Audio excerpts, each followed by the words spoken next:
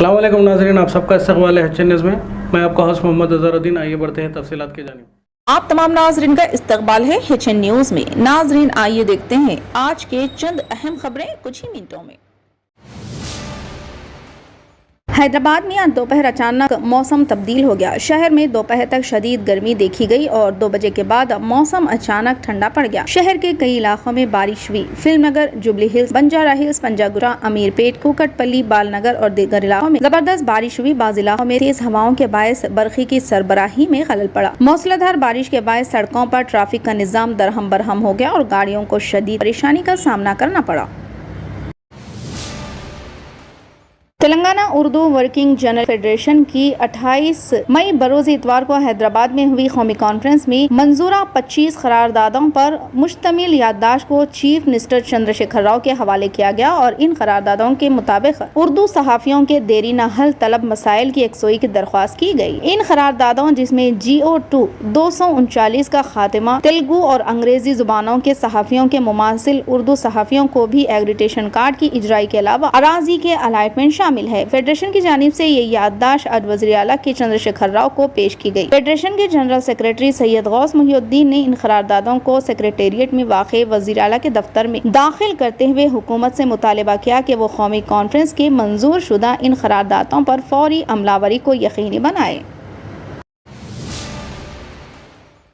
سیاست میں کوئی مستقل دوست اور دشمن نہیں ہونے کا محاورہ اس وقت سچ ثابت ہوا جب تلنگانہ بی جے پی کے صدر بنڈی سنجے نے TRS رکن کونسل کویتا کے ساتھ ایک خانگی تقریب میں گرم جوشی کے ساتھ ملاقات کی اور انہیں احترام کے ساتھ نمستے کیا۔ بتایا جاتا ہے کہ تلنگانہ کے نظام آباد میں بی جے پی کے ضلع صدر بسوا لکشمی نرسیا کے نئے مکان کی آج گھر بھرانی تقریب تھی جس میں بنڈی سنجے اور رکن کونسل کویتا بھی موجود تھیں۔ تقریب میں MLC کویتا اور کریم نگر کے MP بنڈی سنجے ایک دوسرے کے آمنے سامنے ہو گئے۔ اس تقریب میں ریاست کے 2 کٹر حریفوں کی ملاقات کو سیاسی حلقوں میں کافی تجسس سے دیکھا جا رہا ہے۔ اس موقع پر بنڈی سنجے نے اپنے دونوں ہاتھ جوڑ کر کویتا کو نمستے کیا اور کویتا نے بھی مسکراتے ہوئے ہاتھ جوڑ کر بنڈی سنجے کے نمستے کا جواب دیا۔ اس موقع پر دونوں جماعتوں کے کارکنان نے مسرت کا اظہار کیا۔